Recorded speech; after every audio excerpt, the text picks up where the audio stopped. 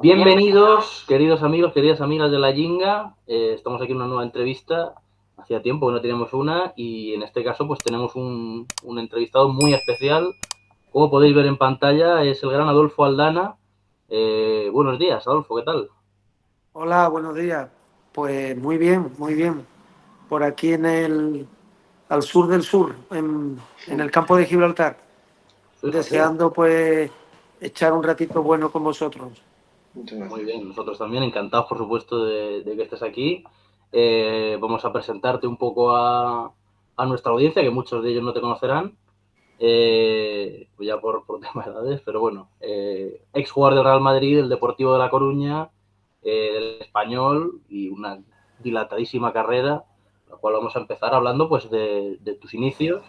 En este caso vamos a empezar con el Madrid-Castilla, que es uno de los Castilla más, o sea, una de las mejores camadas que se recuerdan. Tuviste compañeros como Lopetegui, como Caminero, Pepe Mel, Losada.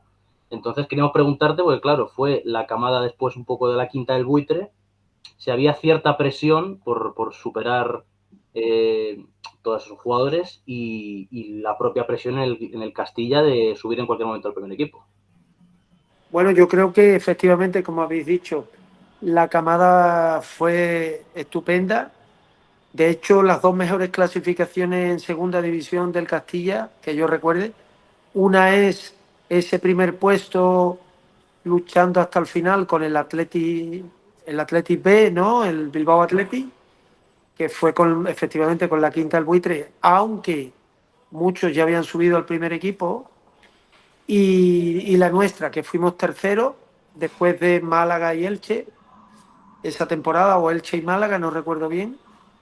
Y bueno, si dura un poco más, yo creo que podíamos incluso haber quedado más arriba, pero se hizo una temporada muy digna. Yo prácticamente hasta marzo estuve en el Castilla, ya había debutado en enero con el primer equipo, pero ese año que empezamos muy mal, pero Vicente del Bosque hizo unos cambios en la sexta o séptima jornada y el equipo empezó a ganar, a ganar, a ganar.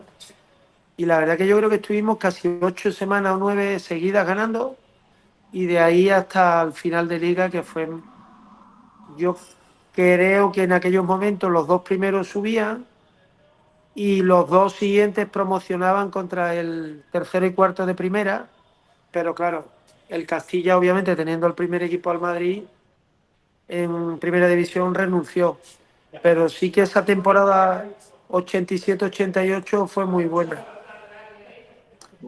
Sí, y bueno, con 21 años lograste ya llegar al primer equipo del Real Madrid.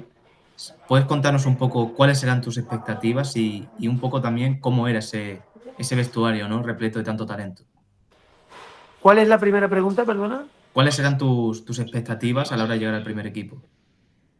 Hombre, ya llegar al primer equipo en un Madrid como aquel, con la quinta del buitre tan espectacular, con jugadores de ese nivel y con, por ejemplo, unos extranjeros tan solventes, ya era un mérito estar en esa plantilla, ¿no? Se dio una reunión de grandes jugadores, los 5 o 4 de la quinta del buitre, más me acuerdo Hugo Sánchez, Schuster, Gordillo, Chendo, Camacho, Gallego, en fin. Eso en los comienzos de cuando yo subí, Santillana incluso. Y ya después, pues también vinieron otra serie de jugadores, como siempre al Real Madrid. Bueno, y además estamos diciendo que ese Real Madrid tenía unos nombres súper potentes, pero ese Real Madrid nunca tuvo ese triunfo europeo. ¿Qué fue lo que faltó? ¿O cuáles fueron las causas para que no se diera?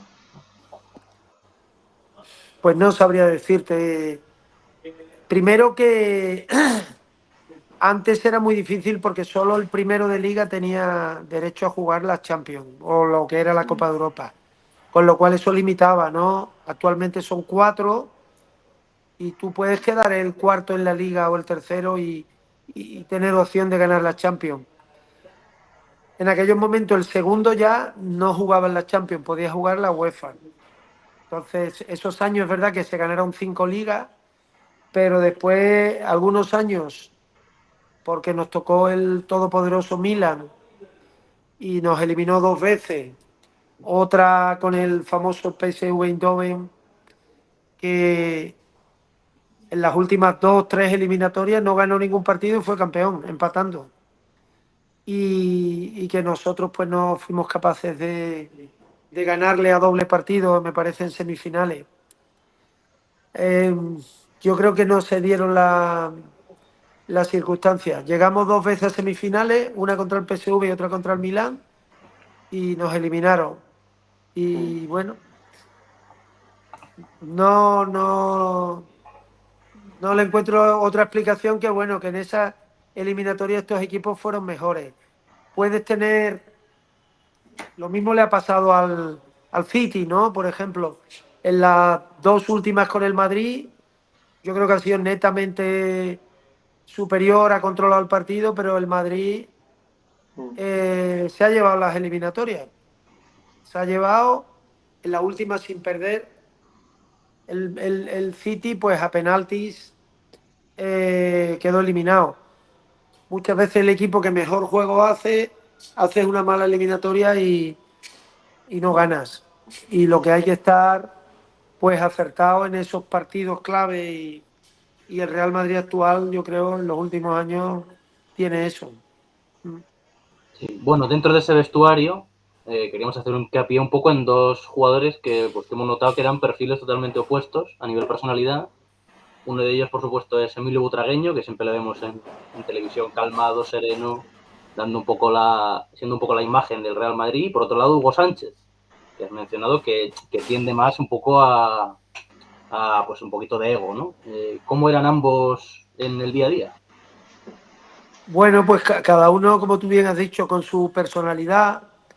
Hugo era un ganador ante todo, un carácter, un verdadero macho mexicano que tenía verdadera hambre por ser pichichi, y si podía meter un gol lo metía él y no se lo dejaba.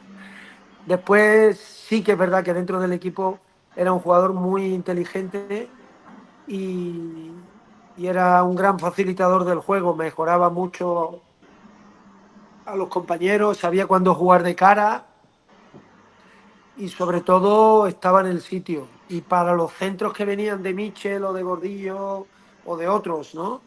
Siempre estaba en su sitio. Como es notorio, metió 38 goles y 37 fueron al primer toque. No tenía ni que controlar prácticamente.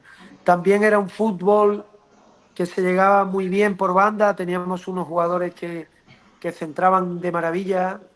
Era un fútbol un poquito distinto, donde se buscaba ese centro al delantero centro, que se anticipaba o que iba bien de cabeza.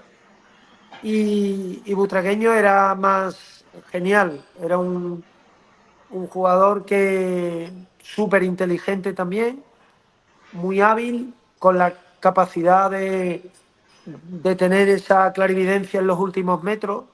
Dentro del área aparentemente no se ponía nervioso y actuaba como si fuera otra zona, y quizás no era obviamente tan goleador como Hugo, pero era un jugador que se asociaba muy bien con los compañeros.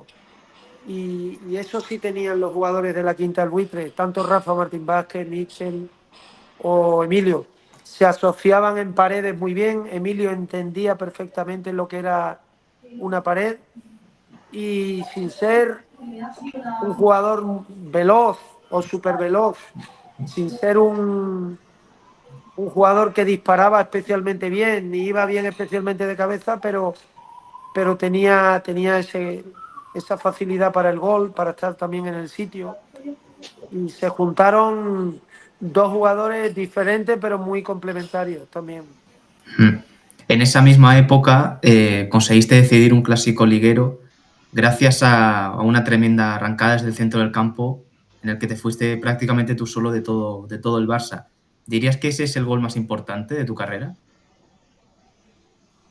Hombre, fue importante desde el punto de vista que fue un gol del Real Madrid al Barça, que tuve la suerte de hacer. Pero En esos momentos no significaba mucho porque ya era el último partido de liga, el Barça había sido campeón por primera vez después de nuestras 5 ligas y quizá la que realmente se mereció, porque las otras, dependiendo del Real Madrid, en la última jornada, pues Real Madrid no lo aprovechó y ganó el Barça, ¿no?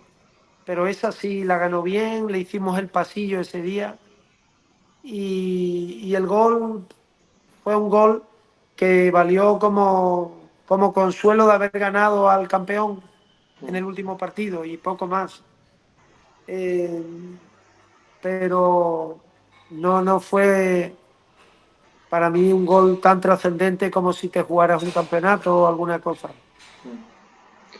Bueno, ahora seguiremos hablando de tu carrera, pero después de todo, ¿crees que mereció la pena estar tanto tiempo en el Real Madrid cuando no conseguías tantas oportunidades? Cuando no disponías de tantas.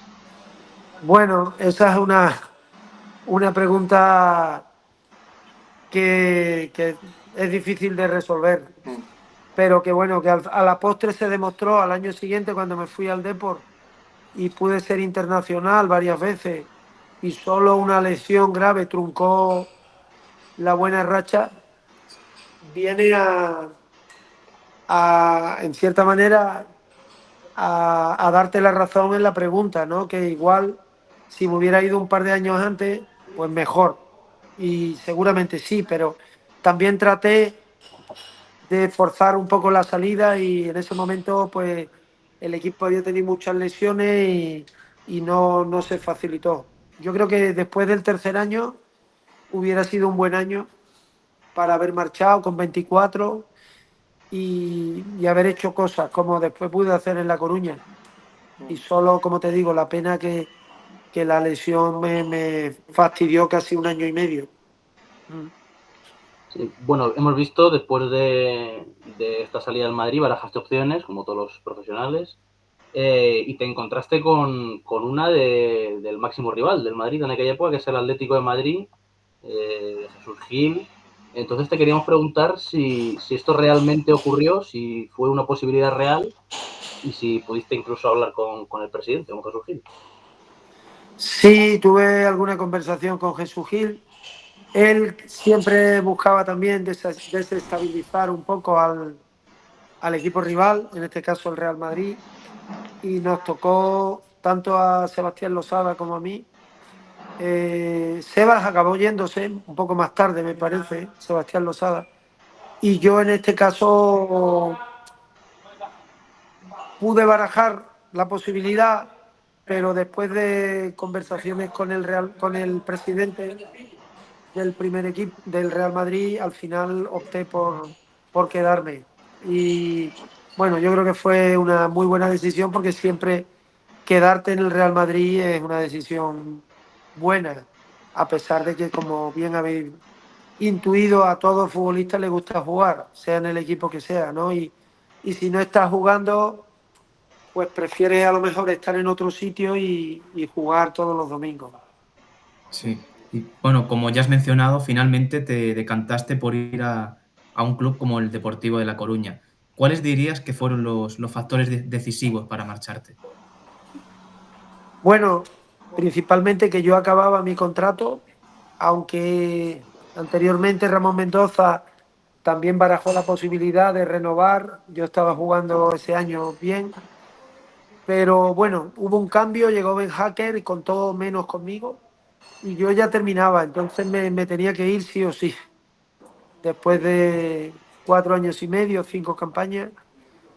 Y ahí hubo la posibilidad de ir al Sevilla o al Depor y al final la opción del Depor fue la que más me convenció y la que opté y yo creo que también acerté en ese caso. En esa época, por ejemplo, tuviste el honor, ¿no?, de ser entrenado por Arsenio Iglesias, parte incluso de la historia del fútbol español. ¿Cómo de especial fue en tu carrera? Repíteme, por favor, porque Que fuiste entrenado por Arsenio Iglesias, que cómo fue de importante en tu carrera. Bueno, Arsenio ya en mi caso, nos entrena con 62 años, que no era un chaval, Mm, y tenía una dilatadísima experiencia en el fútbol nacional. quizá no al nivel de equipos como el Depor, pero yo creo que su personalidad y esa experiencia que he dicho vino en un momento perfecto, donde teníamos un equipo muy bueno también, jugadores extraordinarios, y, y él pues principalmente se encargó de que hubiera armonía en el vestuario, de que cada uno jugara en el puesto donde mejor podía rendir y que se asociara mejor con los compañeros. Sí. Bien, pues como bien has dicho antes, tuviste el honor de ser convocado con la selección española hasta en 4 ocasiones, ¿no? 4 partidos. E incluso metiste un gol a la selección de Lituania. ¿Qué significa para un futbolista profesional ese premio que es defender los colores de tu país? Hombre, para mí me hacía una ilusión porque siempre de niño ves al equipo nacional, el himno antes de empezar, el estar, digamos, entre los 11, 12, 15 mejores jugadores seleccionados de tu país. Y ya si hubiera tenido la suerte de ir a una Eurocopa o un Mundial hubiera sido la repera, ¿no? Pero, y además ese día del debut, meter un gol, aunque hubiera sido el quinto, ¿no? Me parece, pero fue súper emocionante y disfruté mucho, la verdad que me sentía muy bien los partidos que jugué con la selección española, me encontraba pleno de confianza y desgraciadamente vino esa lesión en el Depor y me frenó tanto el jugar con mi equipo, con La Coruña, con el Depor, como con la selección, ¿no? Siempre digo qué pena que podía ser muchas más veces internacional, haber seguido cogiendo más confianza, pero las cosas vienen como vienen. Sí. Esas lesiones que mencionas te impiden jugar el Mundial de Estados Unidos. ¿Dirías que es un poco la espinita clavada que se te queda en tu carrera, no haber podido jugar el Mundial? Hombre, a cualquiera le hubiera hecho una ilusión, y más en mi caso, que ya te digo que tenía toda la confianza del seleccionador de Javier Clemente. Me hubiera encantado jugar ese mundial, pero estaba mi rodilla con una segunda operación, una bacteria de quirófano, y estaba muy tocado y ya no llegaba ni para atrás. Entonces, mi objetivo era poderme recuperar para poder seguir jugando al fútbol, porque tenía 27, 28 años entonces, y, y quedaban una serie de años por delante. Ya lo de menos era el poder ir al Mundial, pero ya te digo que se dieron las circunstancias como se dieron y ya estaba centrado en otro propósito que era el recuperar bien la rodilla. Sí, bueno, a pesar de no jugar esa temporada, viviste en primera persona como en el Depor se os escapa la Liga 93-94 por un penalti fallado de Jukic. ¿Cómo se viven esos momentos difíciles y cómo arropó el equipo a Jukic? Pues como tú dices, yo lo había vivido en el Real Madrid, en la Liga de Tenerife, aquel partido ganando 2-0 nos remonta incomprensiblemente, pero los partidos de fútbol son así. Te meten un gol, puedes meter un tercero tú, se ponen 2-1 y el empate les valía a ellos. Bueno, les valía al Barça, no al Tenerife. Y ya empiezas a tener dudas hasta que llega un segundo gol y el tercero.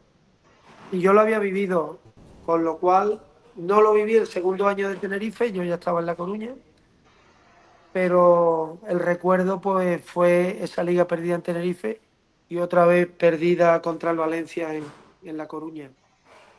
Es verdad que no lo viví ninguna de las dos como verdadero protagonista, porque no había jugado esos dos partidos, pero sí que estaba dentro del vestuario y fue muy dramático, fue muy triste. Bueno, a pesar de esta liga perdida, también tuviste momentos muy bonitos con el Depor, como ganar una Copa del Rey y una Supercopa de España también. ¿Cómo es ganar trofeos para una ciudad como La Coruña comparado sobre todo con el Real Madrid, que está más acostumbrado a ganar siempre? Pues como te puedes imaginar, ¿no? Una ciudad como La Coruña que que hasta entonces no había ganado ningún título, pues esa primera Copa del Rey fue muy especial. Ya después vino la del Centenariazo y ese año pues también ganamos, como bien habéis dicho, la Supercopa doble partido al Real Madrid. Tanto en Riazor como en el Bernabéu se ganó y con justo mérito pues se fue campeón de esa Supercopa. Fueron los primeros títulos para el Depor, que ya después, como te he dicho, ganó la Liga del año 2000 o 2001 y el Centenariazo del 2002. Y hemos visto también, ya más una pequeña anécdota, ¿no? Que Pedro Riesco, que fue compañero tuyo, comentó en una entrevista que un día te subiste al autobús tras jugar sin saber cómo había quedado el propio partido.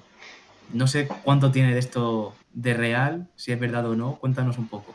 Hombre, él lo cuenta como si lo hubiera vivido y es mentira, porque no ocurrió en el Depor, que es donde coincidió conmigo, con lo cual a él le había llegado el canutazo y sí que es verdad que fue en un Madrid-Cádiz. Tengo un poco como en los juicios, ¿no? Cuando dice, de alguna manera, tengo cierta justificación porque estaba calentando y nosotros íbamos, me parece, ganando 2-1 y nos metió un gol Usillos de cabeza, un gol muy chulo, y yo pensé que habíamos empatado 2-2. Seguía calentando y el árbitro anuló ese gol. Y no sé cómo, concentrado, ni me di cuenta habíamos sacado de puerta. Y nada, y acabó el partido y es que ni miré el marcador, pensaba que estábamos empate. Y después, efectivamente, cuando subí al autobús, pues allí fue donde me enteré. Todavía seguía pensando que habíamos y me llevé una alegría. Fue más o menos parecido como lo cuentan, pero no él no lo vivió. Bueno, tras tu paso por el Depor, pasas 2 temporadas en el Español, que de hecho la primera jugáis Europa. ¿Qué nos puedes contar de esta etapa?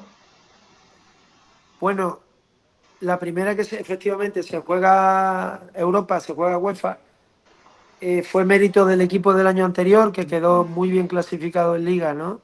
Sí. Y para mí fue una etapa complicada. Un club muy señor, donde estuve también muy bien tratado, pero que no tuve, por ejemplo, la influencia que pude tener en el Depor, donde casi siempre jugué de titular. Y aquí, pues mira, empecé con una dura competencia, con un juego diferente al que yo venía de hacer tanto como con el Madrid como con el Depor. Era un juego más vertical, más físico. Y el entrenador que cogió el equipo ese año, Carcelén, pues contó 11 o 12 partidos conmigo. El día que le cambian, que me acuerdo que vino Vicente Miera, pues me fracturo el quinto meta, otra lesión en un pie y ya se me fue la temporada. Y no pude ayudar al equipo. Al entrenador, por malos resultados, lo habían cesado justamente y yo había jugado, ya te digo, 11 ratos. Y al año siguiente, pues vino Camacho, volvió a venir al equipo, que había sido compañero en el Madrid, y antes de la pretemporada, pues decidió que no iba a contar conmigo, que había tenido lesiones y me pasé un año en blanco. Fue también un año duro. Bien, pues después de esta etapa en el Español y otra en el Mérida, ya te retiras y vamos a avanzar un poco unos años hasta tu etapa como seleccionador de un combinado de la Comunidad de Andalucía, de donde eres de San Roque. ¿Cómo es ser un seleccionador de una comunidad autónoma? ¿Se vive parecido a ser un seleccionador de un combinado nacional? ¿Cómo lo viviste tú? Pues mira, más que anecdótico, sobre todo con el orgullo de que dentro de tu comunidad cuenten contigo para hacer una selección de los jugadores de primera para esos partidos que se solían jugar en Navidad.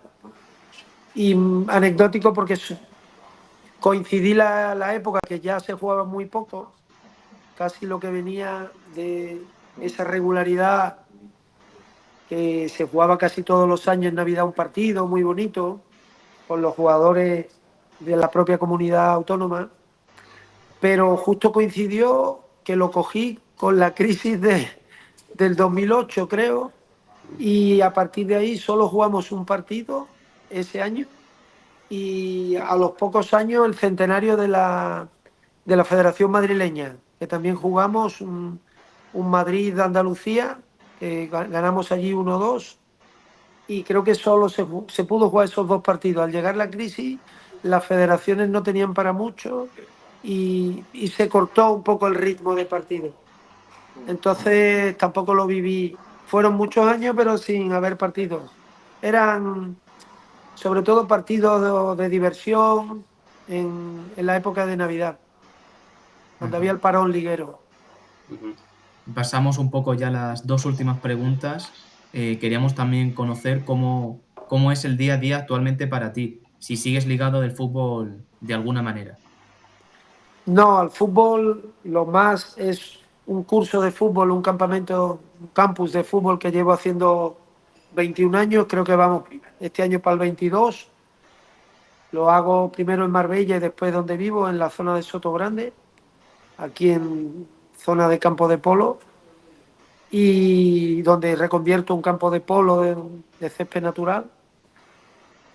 Y después, sí, como en mi época de futbolista, estudié la licenciatura de Educación Física, un máster en Gestión en el Deporte y me he dedicado hasta el año pasado a dar clases en ciclos formativos en Tafado. Y Bueno, así transcurre más el día a día. sí. Y ya como última pregunta, que también es un poco así bonita, si en el fútbol actual, ¿con qué jugador te ves reflejado? Que más se parezca a ti. Hombre, yo siendo muy salvando las distancias, porque es un jugador excepcional y me hubiera gustado jugar como él, pero ciertas características por la estatura, la manera de llevar el balón, un poquito Bellingham, en el sentido de él quizá es un jugador con una fuerza física tremenda, poderío de recortar una vez, amagar, tiene llegada y yo quizá no llegaba ni mucho menos a ese nivel, pero bueno, un poco las características así de piernas largas, con arrancada, Sí, ya que poco hablamos de parecido Bellingham, entre él y el uruguayo Fede. de ¿eh? Valverde. Fede Valverde.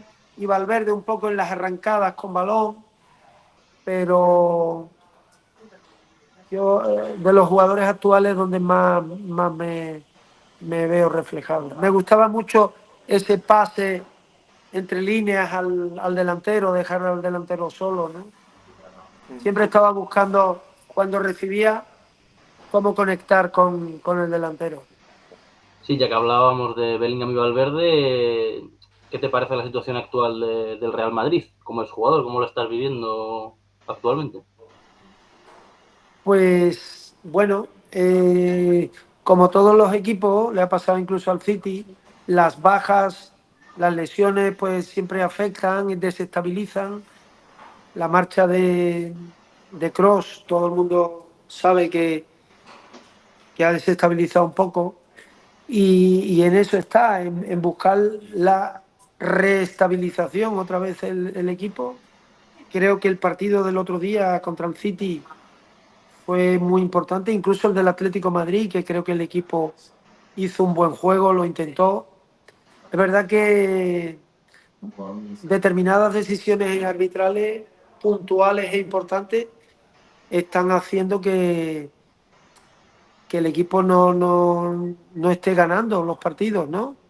Y que se haya dejado muchos puntos en la liga.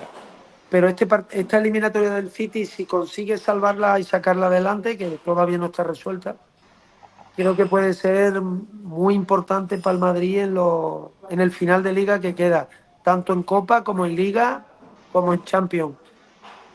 En el momento que consiga ese equilibrio, porque creo que los jugadores de adelante han empezado a conectarse, a cada uno a dar lo mejor de sí mismo y atrás también el equipo está cogiendo confianza y centro del campo, y falta un pelín de ensamblaje, pero la clave quizá ha sido que cuando no ha tenido el balón, antes algunos jugadores se desentendían más y ahora todos están trabajando mucho, están trabajando con ahínco para recuperar el balón. ¿Quién ganaría un amistoso? ¿El Real Madrid de ahora o el tuyo de la Quinta del Buitre? Son distintos, igual que si hablas del Depor nuestro, equipos completamente distintos, fuertes, poderosos.